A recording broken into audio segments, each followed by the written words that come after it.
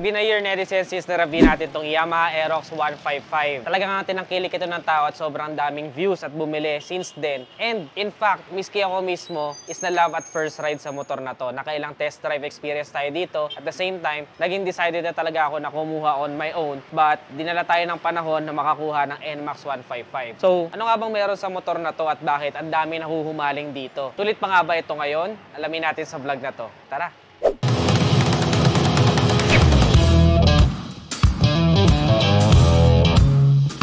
Pagdating sa makina, meron tayo dito 155cc displacement, 4-stroke single overhead cam, single cylinder, of course with VVA or variable valve actuation. Ma-maximize mo yung umpisa at dulo ng motor na to. Meron din siyang liquid cooling system, mabisa sa mahabang biyahe. With fuel injection, kaya matipid sa gasolina. Meron din siyang smart motor generator, so tahimik na siyang i-start, mas magaan sa makina, mas matipid sa baterya. And ang maganda sa kanya, meron na siyang Yamaha Motorcycle Connect, which is pwede mo itong i-connect sa iyong smartphone. Tapos mamomonitor mo doon kung dapat ka na ba magpa-change oil, saan yung parking location ninyo. So yung VVA, magbabago siya ng camshaft, depende sa RPM ninyo. Meron siyang dalawang camshaft. So meron siyang camshaft for the umpisa, tapos pag na-reach mo na yung mid RPM, magbabago na siya ng camshaft. Kaya mas magkakaroon siya ng torque boost or ma-maximize mo siya simula mid RPM hanggang high RPM. Stig, di ba? Kaya hindi ako magtataka kung bakit napakatuli ng isang to. Pagdating sa maximum power, meron tayong 11.3 kilowatts at 8,000 RPM, habang maximum torque naman na 13.9 Nm at 6,500 RPM. Pero dahil fuel injected na siya with that power output, makakapag-expect tayo na meron siyang average fuel consumption na naglalaro sa around 49 kilometers per liter based sa aking personal use. But still may vary depende sa inyong throttle habit at sa road condition, of course. Compared din sa Aerox version 1, itong kanyang part dito is pa letter X na. Dati parang pa letter Z. It gives a masculine look sa motorsiklo. Para ito sa mga taong medyo mahilig sa mga cool, astig na looks, yung mga brusco, macho tignan. Napaka-modern kasi futuristic ng kanyang design. Gusto ko rin yung itsura ng kanyang front looks na meron tayong daytime running light doon. Napaka-sharp ng edges niya, matapang yung itsura niya. Ang ganda rin ng kanyang split LED na ilaw, all LED ng mga ilaw niya. Turn signals naman niya, kitang-kita din, and meron siyang built-in hazard button. Pag tinignan mo siya sa unahan, Aerox na Aerox yung datingan niya, at alam na alam mo at madidistinguish mo yung kinaibahan ng version 2 sa version 1. Pero yung iba, prefer yung version 1 na itsura, pero ako, gusto ko rin tong version 2 na itsura. Alin sa dalawa ang gusto nyo? Comment nyo nga sa ibaba.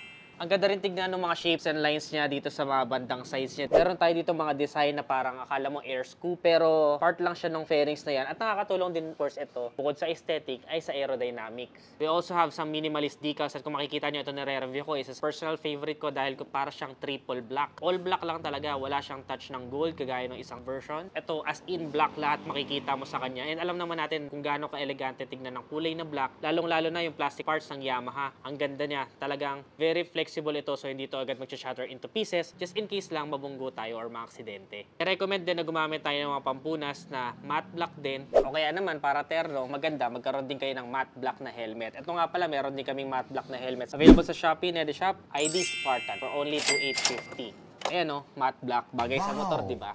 Stig. Napakaganda rin ang kanyang mga gulong na DCS. Meron tayo sa unahan na 110 by 80 by 14. Tubeless na, and IRC pa yung tatak. Napakakapit niyan. Bukod sa mataba yung gulong, napakaganda rin ang handling niya sa mga cornering and banking. At dagdagan mo pa ng magandang telescopic forte suspension. Pero iba sabi, tumutukod nga daw talaga yung mga Yamaha units pagdating sa mga higanting humps, or kapag nakapreno ka tapos pila nagkaroon ng humps or mga lubak. Totoo naman yun kasi na-experience ko siya sa NMAX. Pero aside doon, maganda naman yung feedback niya pagdating sa mga bumpy roads. Meron din siya ditong konting cover para sa inyo yung suspension. Just in case lang sa mahabang biyahe matalsikan ng bato, hindi siya agad-agad madadamage. Meron din tayo ditong single hydraulic disc. Merong ABS version nito, pero unfortunately, itong all black or black raven na nire-review natin ngayong araw is non-ABS. Single hydraulic disc sa unahan, habang drum brakes naman sa likod. At sa likod naman, meron tayong tire size na 140 by 70 by 14. Tubeless na rin, of course, and IRC tires. Gusto ko rin na glossy yung kanyang mags, and of course black din para talagang combine sa pure black or pagka triple black na kulay ng motor na to. Kaya mabenta ang mga scooters din kapag tag-ulan, napaka-neat ng design. Tagong-tago yung paa mo at dito lang mapupunta yung mga talsik ng dumi at hindi matatalsikan yung inyong sapatos. So kung medyo lagi kayo nakasapatos sa trabaho, safe na safe ito. Very malleable or flexible din yung kanyang fairings designs. Ayan o, pag pinindot mo siya, ayan o, hindi siya brittle or malutong. Ang advantage niyan, kapag nabangga tayo, hindi agad-agad mababasa mabasag yung fairings ninyo. Ganun kaganda yung quality ng mga Yamaha unit. Astig, di ba? Hindi natatapos yung angas ng looks niya sa unahan lang kasi kahit sa likuran, napakaganda ng looks niya. Meron tayo ditong LED rin na tail light. Ayan siya, very minimalist lang. Uso na ngayon yan sa mga motor ngayon, minimalist lang pero ang lakas ng dating. And bumawi naman siya sa pagiging stylish ng kanyang turn signals. Doon downside nito, yun nga sinasabi ko lagi, kapag natumba yung motor, pwedeng mabali. Pero kung makikita niyo yung pagkakamount ng Yamaha dito, napaka-sturdy naman ng feeling niya. Hindi siya bastang tipong madali lang masira. Meron din siyang assigned na plate light para sa inyong plaka. Itong plate light niya is steel bulb type pa siya. Reflector dito, added visibility sa gabi. Very secure yung kanyang fender, abot hanggang dito. Iwas salsik yung mga nasa likuran mo at even yung pillion ride mo. Speaking of pillion ride, meron din siyang tapakan for the pillion ride.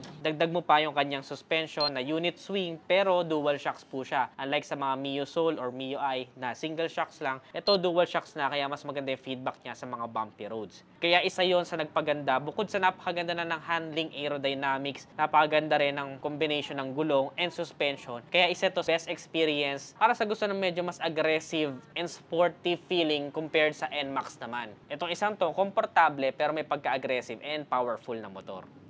Alam nyo ba, trivia lang netizen, na yung kanyang airbox and crankcase ay parehas sa NMAX 155. Kaya nga kasya dito yung mga garnish natin sa Nedishop na kinakabit natin kay JJ, yung carbon looks. By the way, sa mga gusto pala ng Nedishop, available din sa Shopee namin, Nedishop, or pwede nyo kami i-visit sa aming physical store, Nedishop. Mas aastig to kasi yung black niya may elevate pa lalo sa carbon garnish. Naka-liquid cooling system na rin siya na SS. Ito yung radiator niya. Kaya pwede itong isabak sa mga long ride. By the way, pwede nyo rin palang palitan to ng carbon garnish para dun sa kabila, pantay yung carbon niya dito sa kabila na to. Meron din kami niyang garnish na yan. Pag ginabagay siya dito sa muffler cover ng Aerox 155, tapos dito pa sa color black, sigurado panalo yan. Napalaki rin na kanyang tambucho netizens. Talagang bumagay dun sa totality ng dimensions ng motor. Isa pa sa nagustuhan ko sa kanya netizens, pero siyang Yamaha Motorcycle Connect na kung saan pwede mo i-connect ito sa iyong smartphone. Madetect mo dito kung dapat ka na ba magpa-maintenance sa inyong last parking location. At the same time, kung meron kang messages, mag-a-appear din dito sa kanyang fully digital na meter panel. Meron din siyang bulsa dito at ang maganda, meron siyang power outlet dito na 12 volts. So pwede kayo mag-charge sa inyong mga smartphone, lalong-lalo na kung mahaba ang biyahe at naabutan kayo na nalobat yung inyong phone. Tingnan naman natin kung gaano kalalim itong kanyang bulsa. I-check ko kung kakasya itong aking iPhone 14. Bago. Pro Max, 1TB, fully paid, iOS 16.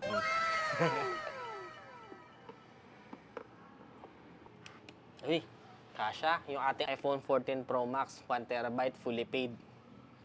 Purple. Isa pa sa mga bentahe ng Aerox version 2 netizens is na bago na yung kanyang seat. Mas generous na siya for the upholstery, napakalapad na niya. May stitches pa na nakakapag-add ng premium look sa motor na to. Meron din tayo ditong word na Aerox, ayan, may font siya dyan. Even small details like yung ganito, nakakapag-add talaga sa pagka-premium ng motor. Plus, yung back ride ninyo, hindi na rin siya sobrang nipis nung pinakaupuan. Comfortable na rin to pagdating sa mga OBR. And in fact, dun sa aming test drive dito ni OBR Lourdes, gusto niya to kasi nakikita niya rin yung kalsada. Mas mataas siya compared sa driver. Kaya meron din siyang view. Kung ano yung nakikita ng driver, nakikita din ng angkas. Siguro, kabitan mo na lang dito ng mga, let's say, Motaro top box para may sandalan din siya. Kasi yun, may backrest na. Tapos magkakaroon ka pa ng extra storage pagdating sa mahabang biyahe. Sa mga nagtataka, dahil wala itong grab bar para sa angkas, saan daw kakapit yung angkas? Actually, meron siya ditong designated na parang nakaukit dito sa ilalim para dun kumapit yung inyong angkas. Yun ay kung hindi close sa inyo yung angkas ninyo. Pero of course, kung close naman sa inyo yung angkas ninyo, hindi pa yakapin nyo na lang. Isa pa sa bentahe niya ni Resense, napaka-sporty ng feeling niya, pero yung kanyang sitting position, napaka-relax, naka-upright lang ako dito, and ang lawak ng turning radius. Compared sa NMAX, mas gusto ko to pang singit-singit sa mga traffic situation, lalo na kung late ka na sa trabaho, kaya naman pauwi ka na, mas masarap itong isingit-singit sa traffic. Plus, meron din siya ditong middle part, na kung saan dito nakalagay yung kanyang 5.5 liters na fuel tank capacity. So, kapag ka magpapagasolina ka, hindi ka natatayo, pwede mo na siyang pindutin na lang na ganyan.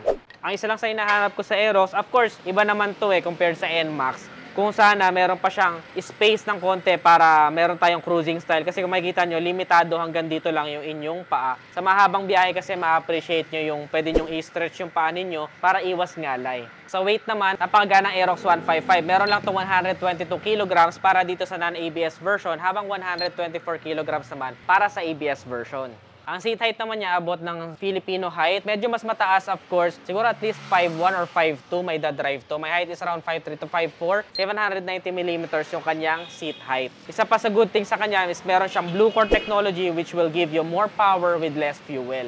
Sa ground clearance naman, above average na meron tong 145mm na ground clearance. Iiwas na sa sayad sa mga higanting hubs ng Pinas at pwedeng-pwede kahit sa mga medyo ginagawang mga kalsada at bitak-bitak na mga daan.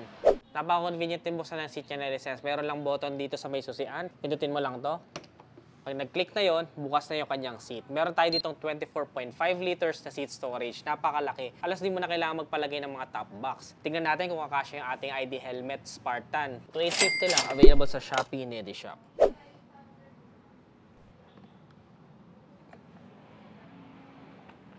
Sheesh! Kasyang-kasya yung ating ID helmet Spartan, full face, 2,850 lang, available sa Shopee or amin sa physical stores, available sa Google Maps or Waze. Search nyo lang, Nedishop. Sa pa sa nagustuhan ko upgrade niya, Nedishop, yung kanyang napaka-elegante na digital meter panel. Nakatulong din yung kanyang windshield dito para magkaroon ng shade for direct sunlight. Makikita ninyo, meron tayo ditong blue background with white fonts with all the information that you need like merong orasan, speedometer, RPM indicator, kabilaan pa, fuel gauge, trip meter na pwede mong baguhin dito sa parang kanyang passing switch. Makikita mo dyan yung mga trip meter and of course, napaka-importante na meron siyang battery percentage. Pwede mo na rin of course baguhin dito yung inyong brightness ng pinaka-gauge niya. Ayan o, meron siyang battery voltage. May oil indicator din to. And of course, dito mo makikita kung may text ka ba. Mag-a-appear dyan kapag ka nakakonect ka sa Yamaha Motorcycle Connect. Napaka-elegante rin. Tignan na yun, may maliit siyang emblem dun sa loob. Kitang-kita ito at mas gusto ko siya. Mas modern siya compared sa NMAX, yung kanyang meter panel. Sa kaliwang switches, meron tayo ditong menu. Yun nga yung parang passing switch. Pero menu siya para dun sa panel gauge. High beam and low beam turn signals. Pwede mo i-off kapag sa gitna. And of course, busina. Pakinggan natin yung kanyang busina.